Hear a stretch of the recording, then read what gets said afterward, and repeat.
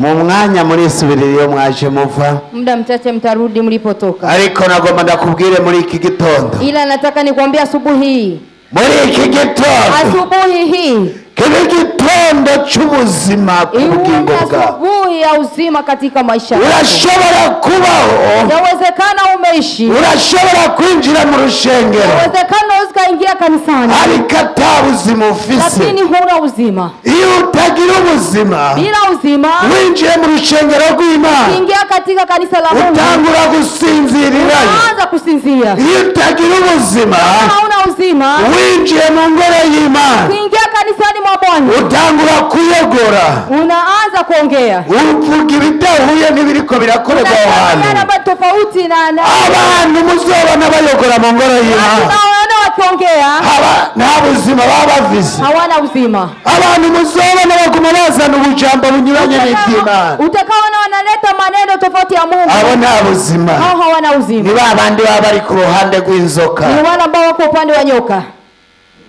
Itanguriro 8, Mwanzo 8 ku murongo wa mbere, sura ya kwanza.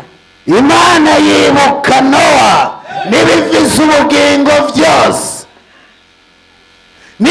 n'ibitungano byose byari kumwe nawe mu bwato.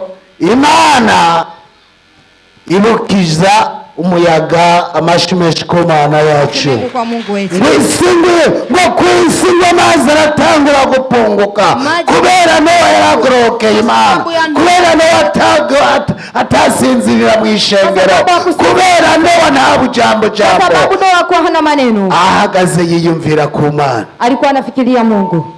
Yinjiye mu ihema ry'Imana yiyumvira ku Mana, Bwana anafikiria Mungu. Paulo aravuga ngo Abanyagalatiya ninde yabarose, akasema enyi Wagalatia nani aliwaroga? Kubera iki mutitaho ivy'Imana? Kwa nini hamufikiria Mungu? Ariko mukitaho kubaka amazu meza, lakini mnafikiria kujenga majumba mazuri. Kandi amazu meza, wakati majumba mazuri ntabwo nawe uzoyajana, hakuna ambapo utayapeleka, azosigara bamwe abandi batazi uruwa, yatabakia wale ambao hawakujua ulitendea. Abantu bitwararika amahera, watu wanafikiria hela, ariko iyo bapfuye yose bayasiga ku makonti, ila wakufa yote yanabaki katika akaunti, nta faranga na rimwe umuntu atwara, hakuna hata shilingi. Nagomba nakubwira muri iki gitondo, ugira ubuzima, uwe na uzima, winjire mu nzu y'Imana, katika mahali pa Mungu, urabe Imana, tazame Mungu, wiyumvire ku Mana, fikiria Mungu. Uno munsi abantu benshi, leo watu wengi binjira mu shengero, wanaingia katika makanisa, bajanywe n'urusaku, wanapelekwa na umbea, abo nta buzima, hao hawana uzima, abo ntabwo bazokwibukwa n'Imana, hao watakumbukwa na Mungu. Uno munsi leo hii abantu binjira mu ngoro y'Imana, wanaingia katika kanisa la Mungu kugira basebya abandi, ili waongee watu wengine vibaya, abo nta buzima, hao hawana uzima. Ariko Nowa sasa Imana iramwibuka, Mungu akamkumbuka. Muri iki gitondo Imana ikwibuke mu izina rya Yesu, muri iki gitondo Imana ikwibuke mu izina rya Yesu. Hari umuyaga uri kurahuhuta, Imana iwugukize mu izina rya Yesu. Tugiye gusenga Imana, reka nawe wakijijwe ubu Yesu yoza woca wegera mu ijuru, reka ubyanguruke dufashanye gushima Imana. Wewe wakijijwe utagira icyaha, mwese mubyanguruke, yote muinuke. Hariho ubutumwa buza, na ujumbe unakuja, ukamenga umuvugabutumwa ukafikiri muhubiri ariko arabinginga, yupo anawabembeleza. Nagomba nakubwire ni haraho kukwinginga, nataka nikwambie kuna kubembeleza, haraho kuvuga ati ndaje Mwami. Kuna wakati unasema nakuja Bwana, azogera igihe utafika wakati uhiga ugusengera umubure, tafuta naye kuombea umkose, uhiga waturira ibyaha umubure, tafuta bwana ukatoa dhambi zako, kuko igihe kizoba cyarangiye, kwa sababu muda utakuwa umepita. Uno munsi waza ngaho ukigira igikoko, leo hii unakuja hapo unajifanya mnyama, ubwo kwigira igikoko bigiye kurangira, unajifanya mnyama unaenda kuisha. Umwami wacu Yesu Kristo, Bwana wetu Yesu Kristo arahari, yupo kandi byose arabizi, na tena yote anayajua. Ababanyi bawe navyo bazi, na jirani yako wajui, abarongozi navyo bazi, viongozi wote hawajui, ariko Imana irabizi. lakini Mungu anayajua. Jisho ry'Imana rirabona kana hamwe woginyegeza. Wowe mukori bamuhaguruke mu mwanya wawe. Jisho ry'Imana rirakubona kana hamwe woginyegeza. Saba imbabazi Imana, saba imbabazi Imana, tugeze mu gihe gikomeye. Jisho ry'Imana rirakubona nta namwe woginyegeza. Jisho ry'Imana rirabona rihane igihe kiri hazo, rirabona sha rirakubona nta namwe woginyegeza. Jisho ry'Imana mushikagaze musa imbabazi nawe woginyegeza. Rirabona rirakubona nta namwe woginyegeza. Jisho ry'Imana rirabona nta namwe woginyegeza. Uwariri rirabona nta namwe woginyegeza. Senga Imana, senga Imana, senga Imana, uyabusenga. Rirabona sha rirakubona nta namwe woginyegeza. Wihanule bose, wihanule bose. N'abagabo rirabona nta namwe woginyegeza. Imana irakurindiriye, irakurindiriye kugira usabarira. Rirabona sha rirakubona nta namwe woginyegeza. Jisho ry'Imana rirabona nta namwe woginyegeza. Bashimeshi kure y'Imana, tugiye gusenga Imana. Tunaenda kuomba Mungu. Aba nibo bagiriwe ubuntu, Hao ndio wamepata wokovu, aba nibo bumvise, hao ndio waliosikia, ariko hariho n'abandi babyikoreye. lakini wengine wamejitwisha. Hari abo nitwaza gusengera, Kuna ambao tunaenda kuombea hawa, hari abacu bavuga ngo nanje Mana ngo ndimwo mbabarira. kuna atakayosema nami nimo nisamehe. Wase kubyemera nturimwo. Wamekataa kukubali haumo. Hajya benshi baba bazi ngo bacoja mu ntebe ngo mbabarira. Wengi wanajua wanakaa kitini Oya! hapana. Reka twe abavuga ubutumwa barungikwa n'Imana, Wahubiri wanatumwa na Mungu, kandi Imana ibibazi. na Mungu anakuwa anawajua. Imana ibera hose icarimwe. Mungu anakuwa sehemu zote wakati Aha twese iratuzi. hapa, sote anatujua. Wonyegeza inkovu iri ku kuguru kubera wambaye ipantaro, Unaficha alama iliyoko mguuni kwa sababu umevaa suruali, ariko Imana irayizi. lakini Mungu anaijua. Mugwa abantu ntayo bazi. Watu hawaifahamu. Imana yacu Mungu wetu ntabwo ahendwa, hadanganywi. nico gituma uzabona abantu benshi Ndio maana utaona watu wengi baza gusengera abandi kandi ata mavuta bafise yo gusengera abandi. wanaombea wengine wakati hawana mafuta ya kuombea wengine, Nabo n'abanyabyaha. na wenyewe ni watenda dhambi. Ntushobora kubura umunyabyaha ngo wirukane icyaha. Huwezi kama mtenda dhambi ukafukuza dhambi. Ntushobora gusengera umuntu aje akakwikubita imbere kugira yihane nawe utarihana. Huwezi kuombea mtu atubu wakati na wewe hujatubu. Abantu bose bavuga ubutumwa batarihana, Watu wote ambao wanatoa ujumbe wa Bwana bila kutubu, Imana igiye kubica. Mungu anaenda kuwaua. Abantu mwese muzi yuko muzakubwira ngo abantu mwihane nawe Watu utarihana, wote mnaojua mnakuja kuambia watu watubu na nyinyi mtatubu, Mungu atawapiga fimbo. imani zo wakubiti ngoni.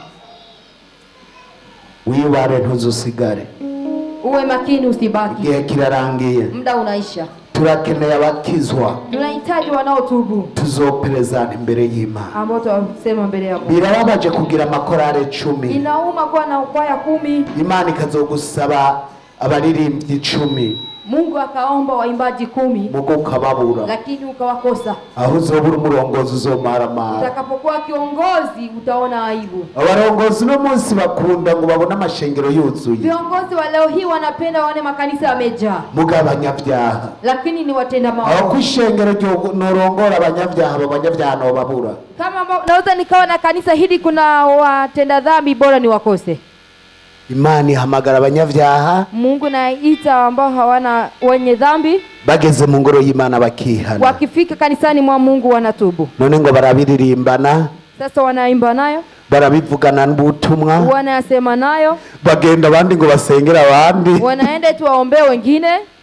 Uraniyumvira ku Mana. Nafikiria Mungu, Imana irihangana. Mungu ukabona ikintu cy'igipagani, ukaona mtu mpagani kitazi Imana, hajui Mungu, bari gikozi cy'Imana, eti ni mtumishi wa Mungu. Imana igiye kubavuna amaguru. Mungu naenda kwa kata miguu. Ivyo tubwira abandi tubanze tuvyibwire. Tunaambia wengine nasi kwanza Nimba tubwira abandi ngo bihane tubanze kwihana. Tutubu nasi tutubu kwanza. Nimba tubwira abandi ngo bagire neza tubanze tugire neza. Tunaambia wengine watende vizuri nasi tutende vizuri. Reka kwibeshera. Acha kujidanganya. Kuko Imana ijisho ry'Imana rirabona. Kwa kuwa jisho la Bwana linaona. Gusengera abo bantu. Tunaenda kuombea watu hawa. Data buje mwamushobora byose, uri Imana ugize neza, ngaba barafukama. Atajambo barakubwira byose urabizi, baritahuye.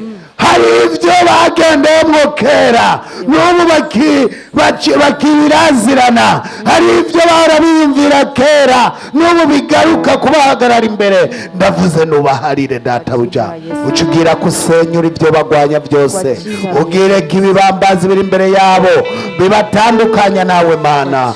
Ibyo turabisenyuye, turavuze ati kubw'ubushobozi bwawe, baha amavuta yo kuririmba, baha amavuta yo kuvuga ubutumwa, baha amavuta yo kuba abapasitori, baha amavuta yo kuba abarevera, baha amavuta yo kuba abamama apotre. Yes, intumwa ngo ni nyinshi, reka bose data buja babe bamama pasiteri, kuko abapasitori babe benshi. Yes, abandi ba evangeliste, ba mama evangeliste, ba papa evangeliste, abapasitori babushitse. Waravuze ngo ivyimburwa ni vyinshi ariko abimbuzi ni bake. Ndakwinginze muri nayo tuduha abimbuzi mwana. Urakoze. Asante Baba. Mashimeshi kuma. Makofi mengi kwa Mungu.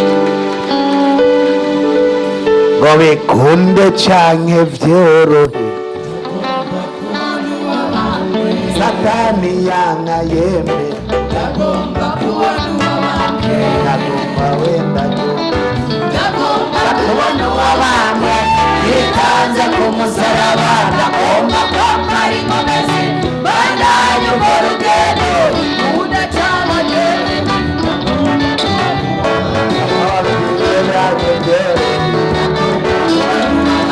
Ababyeyi banga bemera,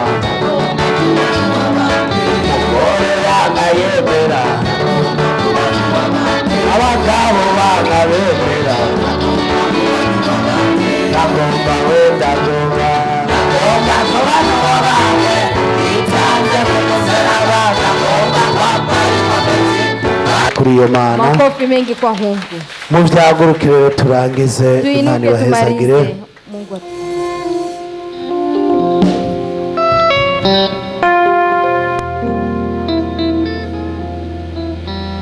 tugiye gusenga Imana, tunaenda kuomba Mungu kugira twisubirire iyo twaje tuva. ili turudi tulipotokea.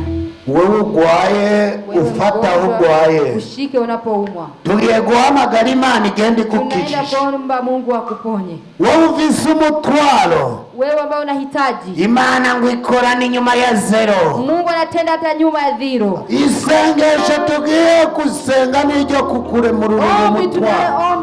Tunaenda kuomba ni kutoa hitaji. Wewe wari wifujije kubaka imyaka myinshi, kujenga, tugiye gusenga kugira Imana ikubakire. Tunaenda kuomba Mungu akujenge. Wewe wari wifujije kudandaza imyaka myinshi, unataka kuuza miaka mingi, muri iri sengesho tugiye gusenga kugira Imana ikubakire. Tunaenda kutenda. Agasuzugura abanyagiputa bagusuzuguye, ntawe muzokongera kuhurira kandi. Tugiye gusenga Imana, watura umutwaro wawe, tugiye kurangiza. Waturira Imana ati Imana umutwaro wanje urawuzi n'ubu, nanje ngiye guca ndoza isengesho. Urampa kurangiza neza, urampa kurangiza neza, sinze sangira umugabane n'abandi.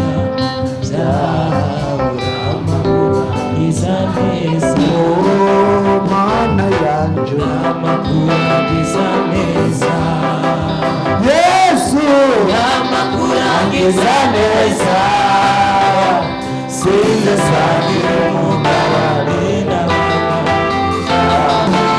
amakurangiza mana nsengo amakurangiza neza mana amakurangiza neza sinzasangira umugabane